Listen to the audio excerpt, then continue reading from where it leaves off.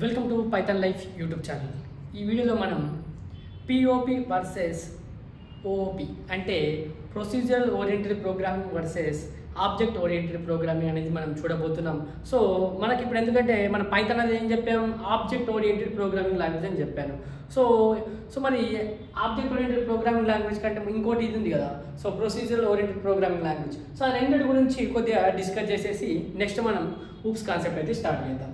So first మనకి ఇక్కడ ఏముంది, ప్రొసీజరల్ ఓరియంటెడ్ ప్రోగ్రామింగ్. సో ఇక్కడ programs are divided into functions.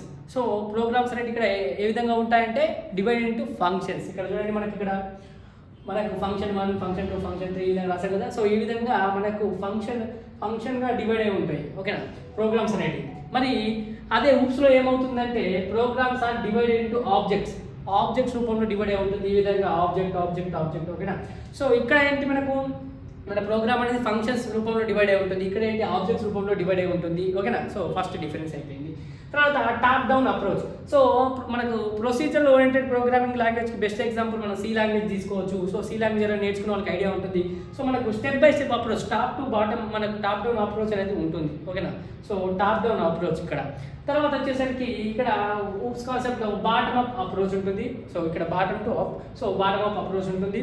తర్వాత నెక్స్ట్ నో యాక్సెస్ స్పెసిఫైర్స్. మనకు ప్రొసీజరల్ ఓరియంటెడ్ ప్రోగ్రామింగ్ లాంగ్వేజ్లో మనకు ఎలాంటి యాక్సెస్ స్పెసిఫైర్స్ అనేటివి ఉండవు.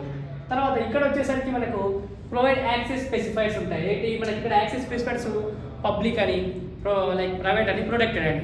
సో పబ్లిక్, ప్రైవేట్, ప్రొటెక్ట్ అని ఇలా ఉంటాయి. సో అయితే ఇక్కడ యాక్సెస్ స్పెసిఫైర్ లేనందువల్ల డాటా సెక్యూరిటీ అనేది ఉండదు. సో డాటా సెక్యూరిటీ అనేది మనకి ఇక్కడ ఉండదు.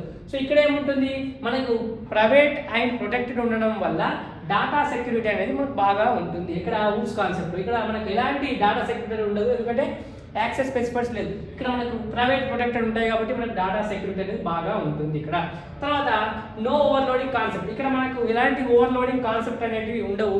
ఇక్కడికి వచ్చేసరికి మనకు ఊప్స్ కాన్సెప్ట్లో function overloading, operator overloading, method overloading ఇవన్నీ కూడా కాన్సెప్ట్స్ అనేటివి కూడా ఉంటాయి. సో ఇది మనకు ఒకటి. తర్వాత మన బెస్ట్ ఎగ్జాంపుల్ ఇక్కడ ప్రొసీజర్ ఓరియంటెడ్ ప్రోగ్రామ్ లాంగ్వేజ్కి అయితే సి చెప్పుకోవచ్చు, పాస్కల్ చెప్పుకోవచ్చు, ఫోర్టాన్ చెప్పుకోవచ్చు. సో ఇవి మనకు బెస్ట్ ఎగ్జాంపుల్స్. సో మనం సి అయితే ఎవరైతే ముందు నేర్చుకుంటారో వాళ్ళకి ఐడియా ఉంటుంది ఏ విధంగా దాన్ని ప్రొసీజర్ ఓరియంటెడ్ ప్రోగ్రామింగ్ లాంగ్వేజ్ అంటాం, టాప్ డౌన్ అప్రోచ్, ఇవన్నీ కూడా మనం సి లాంగ్వేజ్ నేర్చుకున్నట్టు అయితే ఇది ఐడియా ఉంటుంది. అదేవిధంగా ఊప్స్ కాన్సెప్ట్ ఎగ్జాంపుల్ వచ్చేసరికి మన పైథాన్, C++, జావా.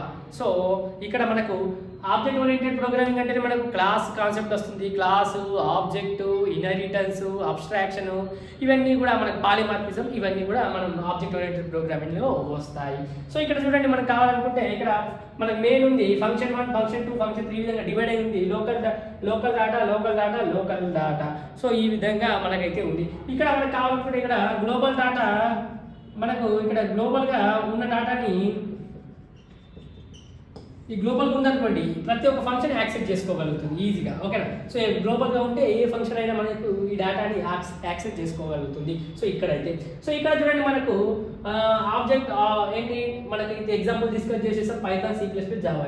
సో ఇక్కడ ఆబ్జెక్ట్ అంటే ఏంటి, ఒక డేటా ఒక ఫంక్షన్ కలిపితే ఒక ఆబ్జెక్ట్ అవుతుంది. ఇక్కడ ఒక్కొక్కటి లింక్ అయిపోతూ ఉంటాయి. సో ఇక్కడ ఆబ్జెక్ట్స్ అనేవి.